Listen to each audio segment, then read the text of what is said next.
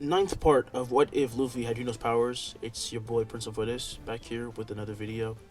Without any further ado, let's get right into the video. Unless you of course haven't subscribed, hit that notification bell to stay up to date on all my videos, and like the video because that helps. If you haven't done that, please do that. I will give you a few seconds to do so. Now, let's begin. As Luffy asked Garp what he's doing here, he would stay quiet before then asking, "Why the hell didn't you become a marine like I said? Starting a war with the government? Are you crazy? You really want me to answer that question?" The marine captain would sigh as his crew and Luffy's can't believe that Luffy is truly the grandson of Garp, the hero of the marines. From outside, Belle would then notice Garp's crew and they look really worried or maybe even scared. "Are they okay?" she asked. "They look nauseous." "You know exactly why they're like that," Garp would say. And Luffy says, "Then you should have told CB9 not to make my friend cry. It's that simple." "I wonder what else you haven't been telling us," Sanji says, as he would take a puff from his cigarette to calm his nerves. Luffy then looks back at them saying, "Oh, actually, since we're here, I'll just get it out of the way. Do you guys know Monkey D. Dragon?" They all nervously nod yes, and he then says that is his dad, leaving them stupefied, not just them, but the marines as well. Running out from behind Garp, Helmeppo and Kobe make themselves known. "Dragon has a son?" Kobe screams. "Why the hell didn't you say that?" asks Helmeppo. "Who the hell would just say that out in the open?" Luffy said. "You just did," they all yell. Feeling embarrassed, Luffy then nervously laughs, but he's also quite happy to see his old companion. "Well, it's never a dull moment with you around, huh, Luffy?" Kobe said. "I never thought the revolutionary would get married. He has a son? He's Captain Garp's grandson and the revolutionary son. That is one weird family." At this point, Belle would then say that Luffy sounds kind of famous / important, and he would laugh saying it's something like that. "Luffy! Luffy!" Everyone then hears Zoro's voice as he would then arrive, and he sees the marines clear away from him, and this makes him suspicious, and this is when he also sees Garp, who would turn to face him, and instantly he unsheathes his sword by instinct. "Why the hell is a marine hero here?" Luffy then pops up from behind him saying, "Oh, this is my grandpa, Zoro, grandpa. Oh, and they're here too." As he says this, Kobe and Hameba would then walk out, and he is delighted to see Kobe, but then says, "Who's the other guy?" "Are you serious? I'm the one hung up on a cross?" "Cross. Cross," Zoro said. "Axe Hand Morgan? Nothing? Seriously?" Zoro would scratch his chin saying he really doesn't remember it doesn't ring a bell, and Helmeppo would get pissed as Kobe tries to calm him down. "You honestly kind of deserve it. You put him for execution after all. And I'm trying to become better, but it hurts, you know," Helmeppo said. There. "Well, it's nice to see you again. You had a real growth spurt, huh?" Zoro said. "Mr. Garp's been putting us through the ringer, so yeah." Luffy then says, "Oh, by the way, can you guys keep all of this on the down low, the dragon thing, just for me, okay?" As he smiles, the men for a moment would question their sexuality, before then also realizing how bonkers his request is, leaving them still-faced. However, Garp also asked them to do the same, saying that they weren't here to fight Luffy anyway. Kokoro would then say, "Good, then you can take time to fix the wall you broke." As Kokoro says this, he then asks for help, but his men say to do it himself, but he says, "Hell no, you really have to stop breaking in like that." "Oh, come on," Garp would say, "you could have used the door. That never occurred to you?" As he argues with his members, Zoro would then walk in saying, "This day is probably not gonna get any weirder, right?" This is when Kobe pulls him in and tells him the thing about Dragon, and he becomes shocked. "I stand corrected." Cut to a few minutes later, and Garp and his men would be fixing up the door, and by this point Usopp has returned and has also been told by Luffy's father, and he also knows of Garp as well. As Garp's men simply hang around and chill, some of them help their captain of course fix the wall, and he then asks Luffy if he met Dragon lately. Now that I think about it, I probably sensed him at Lugtown. My Haki was still weak back then, so I was kind of confused. I did see Shanks though. That red-haired man is nothing but a bad influence. Wait, red hair? Do you know red-haired Shanks? Usopp asked. "Well, yeah, that's where the hat comes from. Come on, that part was obvious." "Jesus, my brain is about to explode," Franky says. "And what do you mean bad influence?" Says the man who threw vicious beasts at his own grandson at the age of 7. "You killed them all. Then what about when you threw me down that valley? You flew out, didn't you? Now that I think about it, you threw Haki at me too. I thought maybe you were using some power, but that only makes it worse. Why the hell would I be able to do something like that without a devil fruit, you idiot? I can control the fucking wind without one. I don't care why." The two would then start gasping for air, leaving the room in complete silence as they stare each other down, and Sanji would say, "I think we'll just find out where Luffy's insane stamina comes from."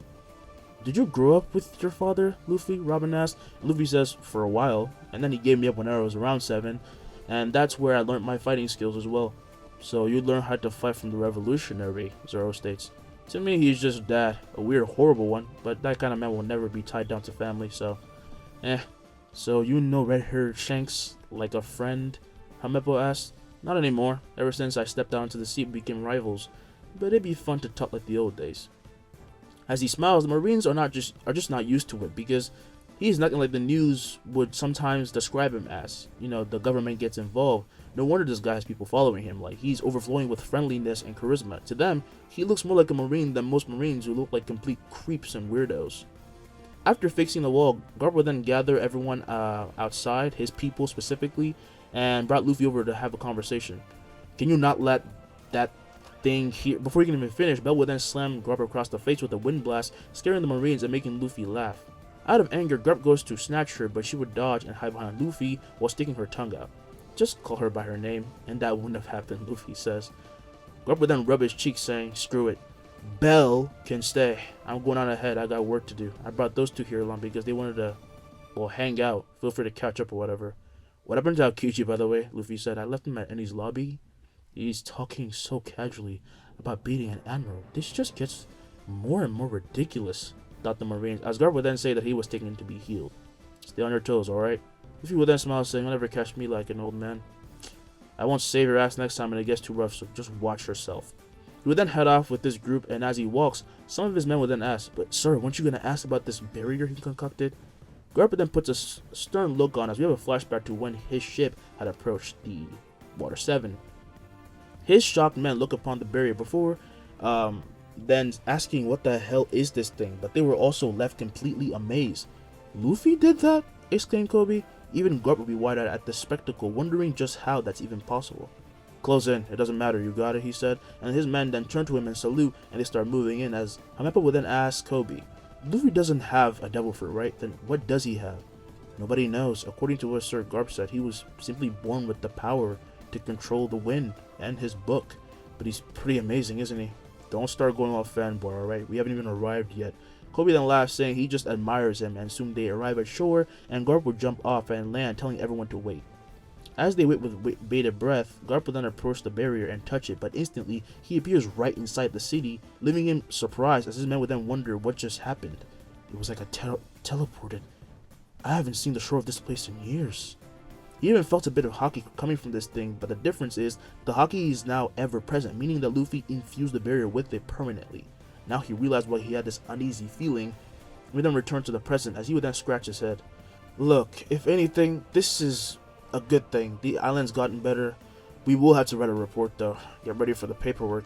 You mean us, right? Because you don't do paperwork. Just because you don't see me do it doesn't mean I don't. Meanwhile, on the other side of the city, we find Iceberg testing the barrier. He touches it from the inside and is teleported outside. After that, he goes back to the barrier and touches it with his notebook, making it teleport out of his hand and drop inside the barrier. He then touches the barrier and returns inside, picking up the notebook. Just what have you created, Straw Hat? This could be considered a national treasure. He has been doing this back and forth for about 30 minutes, and these are the things he learned. Touching the barrier from outside teleports you in, and vice versa. Objects can also be brought inside, so the same can be done for ships, so that's good because they're a ship, like, so they'd be bad if they couldn't do that anymore. The objects also do not need physical or organic bodies to have contact with while it teleports in, so you can throw something and have it teleport inside or outside after it touches the barrier. And water, seawater, surprisingly, can be teleported through the barrier by any means, and the barrier is indestructible as far as he's concerned. Then how does it simply only push back Lagunaca? Is it automatic?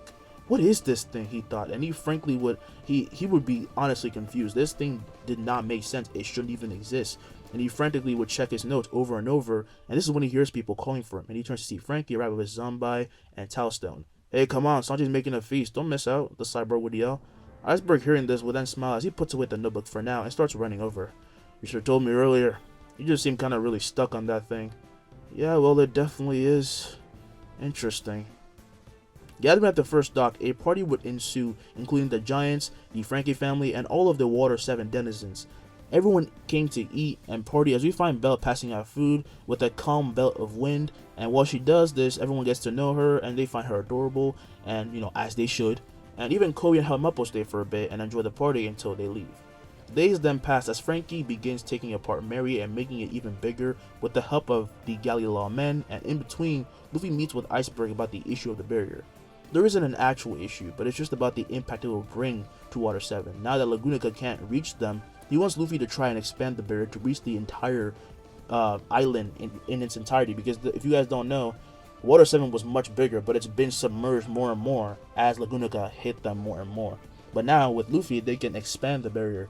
So Luffy agrees to do so, but he will only do it like he'll come back and do it in a few years. And with Bell being around, he quickly heals. And one day when they're back to full strength and they're just hanging out, they're in the room, Nami would say, "Oh, the lock pose is pointing. Actually, it's pointing downwards." Kokoro, while drinking, then says it's pointing to Fishman Island, causing Sanji to go crazy at the thought of meeting some fine mermaids. Bell would then hit him over the head with the hand construct. "You know, if you just acted like your usual cool self, you'd get a girlfriend." "Wait, you really think so?" Bell would then nod, saying she likes the usual Sanji much better, making him smile as he thanks her, but he also says that he still wants to see those mermaids, making Bell sigh. "Leave it, he's a lost cause," Zoro would say. Sanji then tells him to shut up, and they begin another back and forth, just as Kimi, Gombe, and the Franky family twins bust in with a heavy breath. "What's up?" Luffy would ask. Kimi would then say, "Big bro Franky and everyone finished the ship." "Yeah, they want you to come see it," Mozu would say. At the mention of this, Luffy would then fly off his bed and land by them, and say they should go check it out, and quickly everyone follows him, excited to see their new Mary, and Usopp would say, "Man, Kai would be so proud." As they head out though, they are met by Zanbai and the others, who would say something big has happened as they throw their new bounties to the ground, much to the shock of them all. "Oh my god, I'm worth 10 million, guys," Chopper would say. "They got me in my big form." As he picks up his poster, he would see everyone look kind of quiet, even the usually loud Kokoro. "What?" he would ask. He then sees Luffy with a wide smile as a shocked Usopp would then grab his head and point it down, causing his eyeballs to completely explode out of his socket as he saw that Luffy was now named Straw Hat Luffy with a bounty of 3.52 billion berries. "It's finally here." "Sorry, Nami, I think you're the only one who didn't want this." Nami, however, would sigh, saying, "At least they got a good photo. Look, Usopp, he called you Sogeking." Usopp would then pick up his poster as he shivers with excitement and a bit of fear. "So we're just gonna ignore the fact that Luffy's basically an emperor now," the Franky family would say, and Chopper says, "Honestly, you can't be that surprised. He stopped the Buster Call all by himself. We all saw it." Kiwi would then say, "It really doesn't make it less ridiculous." Oh, and these are the following bounties, by the way, if you want to know. Luffy is now worth 3.52 billion berries, being called Straw Hat Luffy. Zoro is worth 120 million berries, Roronoa Zoro. Sanji is now worth 77 million, Blacklist Sanji. Nico is 80 million, the Devil Child. Chopper is 10 million berries, the Beast. Usopp is 30 million, Sogeking, and Nami is the Burglar, or whatever you want to say that makes her sound more sexy. Anyway, Zanbai would say, "However, it's not over yet. Look, even Big Bro Franky has one." Taking out another poster, he lays it out as much to the surprise of everyone. Franky is now worth 44 million, being called the Cyborg. "We just wanted to say, please, take care of our Big Bro Luffy." Luffy notices their look of happiness and sadness and would say, "You can count on me. But now, even if you didn't take the title of the Warlord, you're past their level," Sanji said. "I mean, everything you've done, they even changed your name. This is a big deal." "Yeah, I definitely like the Straw Hat Luffy better," Luffy said. "I don't think that's the point, though," Bell would say. "Well, that's all that matters to me. I look good in that picture, too." He then checks himself out and starts posing, as Zanbai will then ask if he does this a lot, and Robin says it's not an occasional thing, but he does care a lot about his image. "Oh, I was too excited," Luffy said. "We should just go get our stuff before we get to the ship." So they go back and get their luggage and head to the shore, where they see their new Mary be unveiled by Iceberg. "We even repainted her for you. I hope you don't mind the little change." While Mary had an appearance of a sheep still, she now had a mane meant to be a sort of like shining effect that she emanated because, you know, the Mary is God, and it only made her look even better. Her horns were now much bigger to make her look more fierce while still looking cute. She still has her cute eyes and overall shape. And Chopper would say, "She looks great." And all the Tempests are left amazed as Sanji cannot wait to see the kitchen, and Usopp is just happy to see that Mary is growing, and in that instant they all hear her voice. "Thank you for letting me ride once more." This voice echoes in all of their heads, and they become startled, looking around frantically, but as if by instinct the Tempest felt a connection. What was that?" Chopper asked. "Is it another enemy? This isn't a prank, right?" Polly would say, "After all of this time, I never thought something like this would even be possible." What would be possible?" asked Nami. "I think it's the will of your ship. What you're hearing is Mary." Hearing this leaves them in disbelief, but the voice was so pure and caring, and unconditionally sweet that they thought that it may be true. Luffy would then walk up to Mary and caress it as he thanks her for dealing with all his craziness. "It's okay. I was still happy." Hearing this voice once again, Usopp would burst into tears, as would Chopper, and the two start hugging each other as Armin would say, "The will of the ship, I wonder if it has anything to do with Bella merging." Luffy would then say, "Franky." She says thank you. "It's no problem," the shipwright would say. Franky soon would then board the new ship with his new crew and captain, and they get teleported out. But as he looked back, he saw his family was not even here, and his face fills with a bit of sadness, but he bottles it up because he knows it must be hard for them too. The deck is long. We could do some gardening here," said Robin. "Hell yeah, I have a lot of super awesome things to show you," Franky said, as Usopp and Chopper would then pose with him, and Sanji saying to shut up. "You're just jealous of her manliness," Usopp says. "He's wearing nothing but underwear down there. What's manly about that?" As they begin their usual banter, Luffy would be laughing while sitting atop Mary's new head, and he laughs and keeps laughing as Bell forms, asking if it's really fine to just let them do that. "Don't worry, they do this a lot." Franky! The name of their new crewmate is called out as Franky then looks over to the shore to see his entire family posing. "Have a great adventure, big bro." As they begin to cry, Franky couldn't help but cry as well. "I love you guys so much." As he begins to cry, Luffy then puts on his hat and they sail off while we cut to Alabasta as Cobra, Pell, and Chaka gather to see the new bounties of the Tempests that Cobra had gotten. "He's really done it, huh?" Pell says. Chaka then says news says he's rejected the title of warlord. He probably doesn't want to be an emperor either. Clearly he has no intention of any cooperation. Hey guys, Vivi says as she enters the room with Karu, causing the men to jump in surprise as her eyes then travel to see the bounties. "Oh, you saw them? They were so excited when I called them." Luffy was a bit tired though. "Oh right, you have a transponder. I thought you'd be more shocked, since they're your friends." Vivi says he's the man who's going to be the king of the pirates. That's all there is to it, but there's no point in worrying about it. I can only trust. Cobra's eyes would slowly begin to fill with tears to be seeing his daughter grow to become a mature woman right before him, and Vivi tells him to calm down as he begins to break down like a typical father would. We then go to Kokoyashi village as all the villagers gather and toast in the streets, on the beach, in their homes in honor of Luffy. That little bastard really did it, huh? I can't believe he really went all that way just to give a big middle finger to the government. As they laughed and celebrated, the village chief passes by in the streets as he is offered drinks, but he says no. "Why are you so happy over a village producing a pirate? Come on, lighten up, chief." Slap would then scoff as he heads to Makino's bar, where others would be celebrating as well. As a matter of fact, it was not only the village, but the entire island was just roaring today. "Feel bothered?" Slap would then sit down at the bar saying, "You ever think sometimes he knew it was really gonna happen?" Makino responds, "I can never tell what Luffy's thinking. I just say enjoy it. It's kind of interesting, right?" "You too, huh?" He then thought, This is crazy. I've seen that kid grow up. Never thought he'd go this far." He then tells Makino, "I'll get a shot." "Coming right up," said Makino as the village chief was sigh saying, "Be careful out there, kid." We then cut to the Tempest ship as the crew laid down their cups and Luffy would begin to speak. "Alright, from now on, her name's gonna be the Thousand Mary. We all agree, right?" He looks around and they all nod, and he then raises his drink, and as such they do so as well, even Bell.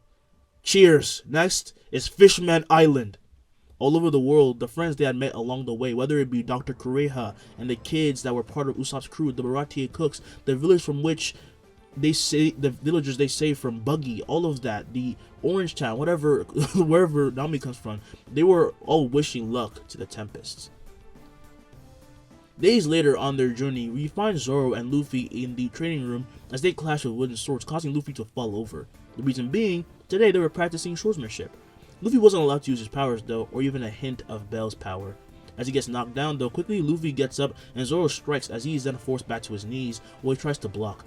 Come on, it's not just about blocking, Luffy hearing this then lets Zoro's blade slide down, allowing him to be freed from the awkward position, only for Zoro's blade to be at his face already. Maybe I should have asked Shanks for a swordsmanship lesson. Zoro then lowers his sword saying he's not bad, but he's not in that realm yet. If you use your powers, then you're unstoppable. I'd like to even see Mihawk try and beat you. He'd probably fail. I never thought I'd be saying those words. Never mind that, Luffy says. You're enjoying this, aren't you? You're finally beating me in a rematch. Zoro becomes quiet before then saying, so let's move on. I knew it! You know what? Why don't I get a little bit serious? His wooden sword becomes enveloped with the golden aura as he attacks Zoro, begins to run away, saying to calm down to Luffy. From the aquarium area, Sanji, Franky, and Robin would hear the screams of Zoro, as Sanji would then stomp the ground. "Stop being such a sissy. I'm trying to admire the view here." The cook would approach the glass tank, looking closely at the fishes, asking how the hell Franky even did this. "You wouldn't get it even I explained it, but this place is pretty great, huh?" said the sideboard. "For sure," Robin said, "but soundproofing probably would have been a good investment. Hey, I can't control when our captain has his fits." As he says this from outside, though, through the speakers, Usopp would say that he found a weird barrel in the sea. Hearing this, everyone gathers to the deck to inspect it, and as they check it, Franky comes to his own conclusion. "I bet it's alcohol or something. Let's have another toast," he said, as he goes to open it, but Usopp says they should let Robin read it, just in case. It says, "The sea gods Hausen. I believe this is made to pray for a safe passage. It should be safe." Luffy, as he strokes his chin, would then come up and rip the barrel open, causing a flare to be shot into the sky and illuminate it, putting everyone on guard for a moment, but Luffy says it was just a flare. "I thought we were gonna get cursed or something," Zoro said. Luffy, however, says, "But this also feels like a warning." "Nami?" He then turns to their navigator, who starts to feel something wrong, and she then runs to her post, telling everyone to go southeast. "A raging storm is coming in 5 minutes. Luffy, the barrier?" Luffy then nods and makes the barrier form, but this time it is not just a big sphere. It molds onto the ship, taking its shape while still allowing for the ship's new special features to work. As everyone gets to their post, Franky will then activate Channel 0, paddle ship Mary. Quickly, as told by their navigator, a raging storm will then arrive, and luckily they easily get through it, only to then enter the Florian Triangle. As he is told of what this place is, Usopp slowly begins to descend into madness as he shakes all over and his old tendencies seep through, before he then yells, "Why the hell is everyone acting like they knew this beforehand?" Luffy then says Kokoro told us. She said this part was also, part of the sea is riddled with bones and monsters. Shut up! Luffy would then laugh as Sanji then says to stop scaring him like that, before he then lights a match and puts it right under his face and begins to recount a creepy story. "We have to get out of here!" Chopper screamed. Usopp would then say, "I'm getting anything that wards off spirits ASAP." Yo ho ho ho, yo ho ho ho, yo ho ho ho, yo ho ho ho. Slowly, Usopp would turn as he and everyone then see an approaching ship, letting off these melodies. The ship looks old, raggedy, and terrifying, with it letting off the sound of old creaking floorboards. "I thought these were just legends," Usopp says, "but it's a ghost ship?" The terrified and shocked Tempest shout, while Luffy and Robin remain stoic, and Luffy would then fly up into the air, saying he's sensing someone on there, only making everyone feel more creeped out. As the ship gets closer and closer, the melody gets louder, and a certain silhouette becomes clearer until a living skeleton becomes seen. Brook would then look to see the flying Luffy and take a sip from his cup. "And I thought I was the strangest thing on the seas." Yo!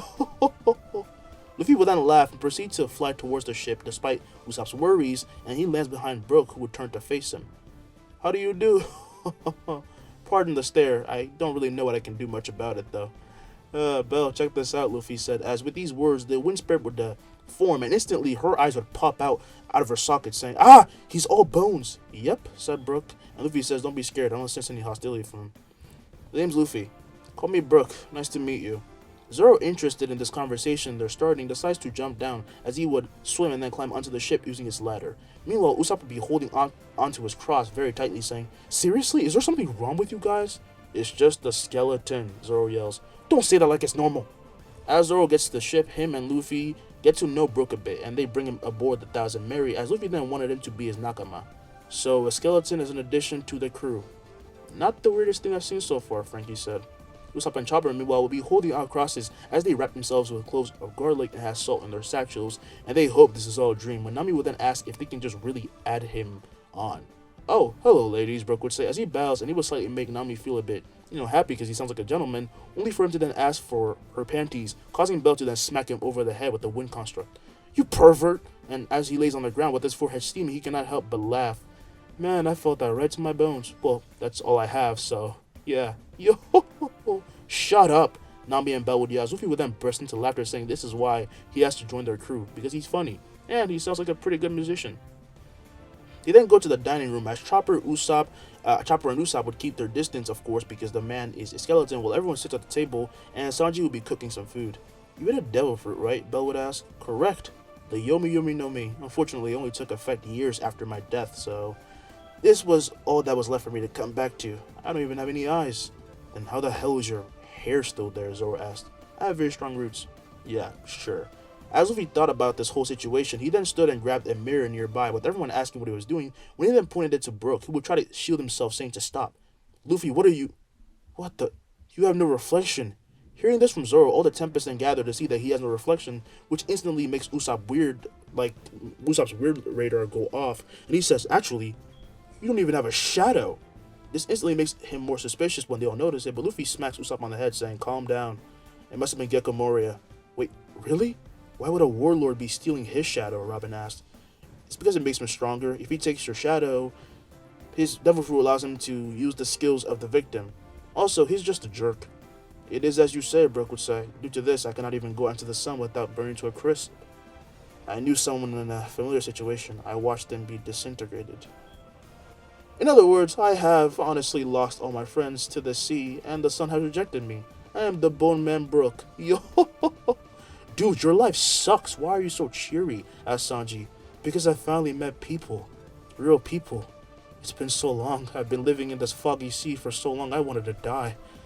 I was so happy when you asked me to join, but I am gonna have to decline. No. No? Brook would say with a look of surprise, as Luffy would then say he's gonna get his shadow back and he will join the crew. Besides, we've reached the home of this so-called warlord, or should I say former. Hearing this, Brook would then instantly run out to the deck as everyone follows, and they end up facing the frightening castle of Gecko Moria. But how? Nami asked. The log post doesn't even register it. That's because it's a floating island. It came from the West Blue. But seriously, what luck? I'm guessing you guys found a certain sort of barrel, huh? As they all say yes, he would then leap into the air with excitement before then landing onto the head of Mary as if he was flying on air. Damn, he's so agile, says Sanji. As he thanks the Tempest for helping, he would then leap into the sea and begin to run on it, much to everyone's shock, as Luffy meanwhile would appear by his side and he would grab him and fly up. How can you even do that? Belle would ask. How should I know? The skeleton answered. Leave it to me. Your shadow's gonna be back like nothing ever happened, said Luffy. He then screams to his crew that he'll be going to the island, so they should join, and they're gonna give Gecko Moria a little visit, so it's time to storm the castle. He does this a lot, doesn't he? Franky says. Well, there's no need to complain about it, right? Chopper said, and Franky says complain. It just sounds like more fun. If you tell me this is needed, Luffy can't always accompany us everywhere. We're lagging behind. Having Franky pointed out shows that they really do need to step their game up, and so they get closer and closer to the island. Meanwhile, Gecko Moria has already gathered his mysterious four. If I'm wrong about their title, I don't really care because they're gonna get destroyed. But his strongest warriors all gather at the highest building as they wait and prepare for the arrival of Luffy. Bring it on, brat, said Gecko Moria. At this moment, multiple wind rays shattered the window of his castle, hitting and sending Moria's men flying as Luffy would then fly in. Where is it? Brook's shadow. Who the hell is Brook, Straw Hat? Don't tell me you broke into my territory for some nobody. Hearing this angers both Belle and Luffy, who remember Brook describing how lonely he was, and their mana begin to grow as the wind would then violently gather and scare Moria's men. Absalom would then say, Captain, should we be really here right now? You idiots, go destroy a ship. You think I'd actually let you take care of him? You're too weak. Quickly, the four then run off, but Luffy doesn't stop them as he then looks to the warlord, forming a gigantic axe, just as Moria would then split his giant scissors, with both he and Luffy bursting with haki. Ah! Ah! As the two strike from outside, Brook will then slice up the gigantic arachnid monstrosity named Tararan. When he then feels overwhelming pressure, he looks to see the gigantic spurts of lightning coming off the building, and he's surprised. Just what is going on? As the Tempests get off their ship, by the way, they meet Cerberus and beat it, and then they arrive on the island and immediately are attacked by zombies before then heading to Gecko Moria's castle, where they would meet Moria's strongest. As they do get into a bit of scuffle, well, they don't actually meet the strongest yet, but they do meet some of his men, and they beat them and then end up on a flight of stairs that is leading to a room, only for a giant Gecko Moria to then fall from above, crushing it and causing them to start tumbling down. Everyone, hold on, Robin would yell, as quickly everyone grabs their hands and connects, as Nami would then hold on to Robin, who would then sprout her wings and swing everyone to a room. She then lands in there herself, and they all feel a quake before the face of Moria meets theirs. Instantly, they all get ready and release an attack. Nami releases a massive wind gust, pushing back the warlord and blinding him, before she then also strikes him with lightning. Zoro goes Ashura and appears behind him as this torso will be split up and open, and Sanji slams his flaming leg into his head, and Chopper went buff and punches him across the face. But of course, someone has to get Zoro back because he went off the deep end. That would be Robin. She just pulls him back and making a trail of arms and stuff. You get what I'm trying to say. And of course, Franky uses his gigantic Kuda burst, and he just blows the warlord back as he would then be going into the air. when from above, a gigantic wind spear then descends, cleaving into the stomach of Moria, who craters into the ground, already crumbling the castle around even more. What the hell were you running off to? Luffy would ask. Gecko Moria is not angered to be beaten by Luffy. Luffy is someone who is 3 billion. He is emperor level. He's annoyed that his crew could actually hurt him at all. Luffy then fully descends, telling everyone to leave. You're not gonna die that easily, right? Who the hell do you think I am? The angered warlord would say, as he would reach down and grab Luffy's shadow. And as he does, Luffy would freeze, as Moria would then pull, enhancing himself with Haki. Luffy! Nami would yell, as everyone then goes to attack Moria, who is then blasted by a gigantic spell from Bell. Stay away from Luffy. Exploding with his conqueror spirit, Luffy would then rush at the flying Gecko Moria, who is of course sent flying by Bell, just as he then lets go of his shadow, and then Luffy instantly releases a crescent slash that Moria would try to block with the shield made of shadows and enhanced with Haki, only for it to be blown away as his hands are then sliced through like butter. Have I really gotten this weak? Thought Moria. He then creates new arms made of shadows and throws a punch, with Luffy creating his gigantic axe once again and smacking it away before then slashing at his head, but Moria would duck, slamming his hand into the ground, releasing a massive shadow hand thing from below. Luffy sees this, however, and would shred it to pieces using his axe, and he and Moria just continue their battle. Meanwhile, Bell would fly to everyone and say, "Go, we'll be fine." Luffy said to go raid the castle. Super! Stay on your toes. Maybe we'll find that skeleton around here somewhere. Alright then, move out, Usopp would say as he then run off and everyone begins to split up. Be careful, shouted the little fairy. As the battle rages, an hour later from the forest, we see the pirate captain Lola walk out as her and her ragged mates and exit the forest they were hiding in. Captain, do you see that? It's the Tempest ship. Seems like it. I guess the Emperor's storms decided to just duke it out today. Does that mean we'll finally be leaving this goddamn place? Don't be so naive. Why would an Emperor help us? I mean, there's no point in it. There's a chance he might. Did you hear that news about him healing those pirates? Lola said he did nothing else. He just left them there, fully recuperated. It's the only hope we have. At that moment, she then feels enveloped with life as Lola looks down to see that her shadow has returned. I didn't think he'd be that fast.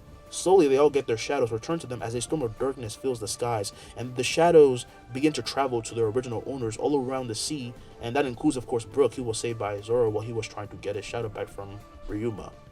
These shadows of people across the Grand Line who had their shadows taken from them by the former warlord, they all get everything back. They can resist the sun again, and it's all good. And of course, Luffy didn't take he didn't take that long to beat Moria. He just had to force him to return the shadows using his conqueror spirit, and the rest is up to his mates. And their fights were a bit long, but they also had grown, so they all win perfectly. Usopp is comically so pessimistic that originally he would have beaten Perona much easier, but he is a bit more positive, so it was a bit more hard. He won regardless though. Sanji beats the shit out of Epsilon, Zoro beats Ryuma, Lola and Nami built a strong bond, or at least the zombie version of her, but now all of that is back to Lola herself, and the zombie is dead. For good this time. As Luffy sits atop the body of the former warlord, with him being completely out cold, he hears the cracking of a branch and turns to see those who had been forced to live in the shadows walk out. This would include Lola. Nice to meet you, Straw Hat, said the ruling pirate captain. You're real bold, huh? In the presence of this man, they all have a nervous sweat run down their faces, but Lola would then say, Yes, I am. Would you be my groom then? Nope. That was so instant, Lola would say. Well, I think that was your 4,444th, one of her crewmates would say, and Luffy would ask, what's that supposed to mean? Rejections, Lola would say, and Luffy looked shocked, and he would then actually sincerely put a thumbs up. I hope you find somebody. He would then be shining as everyone would then notice his beauty, literally just causing sparks of shine, and he would say, how is he even doing that? That shouldn't even be possible. That's not a part of his power. He's not doing anything. Get used to it. These people would then see the Tempests walk out, as Zoro would have said this, and now they have Brook accompanying them. Yo, thank you for waiting. Luffy would then jump down and say no problem, as Bell would then form with her, having tears in her eyes. I was so worried. The worried Tempest then tried to calm her down, saying she looked so confident before, and she says, well, it's still scary. Cradling her in his arms, Chopper would then say that they're not going anywhere, with her then saying that she's just happy they're back, and Zoro would say, I even got a new sword, gonna be hard to get rid of me now. As he brings out Shisui, the crew finds it dangerous, but also kind of find it cool, and it kind of intrigues them. And as they do, though, Luffy notices something and instantly disappears, leaving everyone confused. Luffy, what happened? Robin asked. Zoro, however, is already running since this has happened before when they came back from Sky Island, so he doesn't want to miss out. The others then quickly follow behind, and surprisingly Zoro doesn't get lost and he finds Luffy first, looking off to the sea. "What happened? Another enemy?" he asked. "Uncle Kuma?" Luffy said. We will end this part here. Tell me down below what you thought about this video, this part, and if I should keep the series going. I definitely want to keep it going. I have a lot of things lined up. I'm already on the 11th part. I have stopped just to give myself a bit of time to catch up in a certain sense. Like, I want to have so many parts ahead that I've already finished it basically, so I don't have to worry about everything and just stress myself out. But do tell me how you like this part. I put a bit more editing into this one, and yes, in case none of you have gotten this by now, the intro will be obsolete. Honestly speaking, I have no need for it anymore, and if anything, it only makes viewer retention worse, because I guarantee not all of you watch that shit, because I don't even watch it. Well, now I actually went back and watched it. That honestly just takes you away from the whole point of the video. I don't want that in my video then. And someone pointed it out, and I'm really grateful to him or her for saying that, because that shit is, even if it doesn't help like the views go up exponentially, honestly I find no need for it anymore. But I will keep the loading thing because that shit is cool. Alright, stay safe, go to school. I'm about to end my senior year, so that's gonna be a big change in my life, but I will try my best to keep posting. And peace.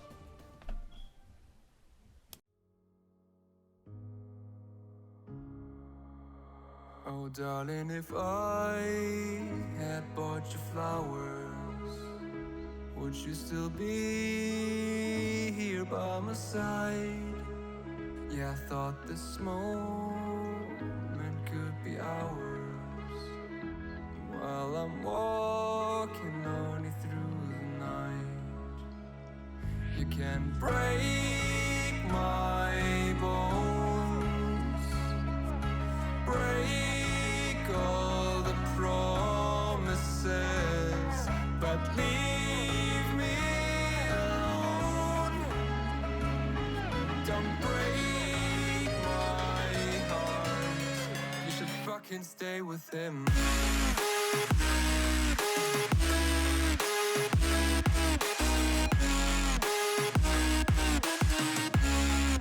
should fucking stay with him.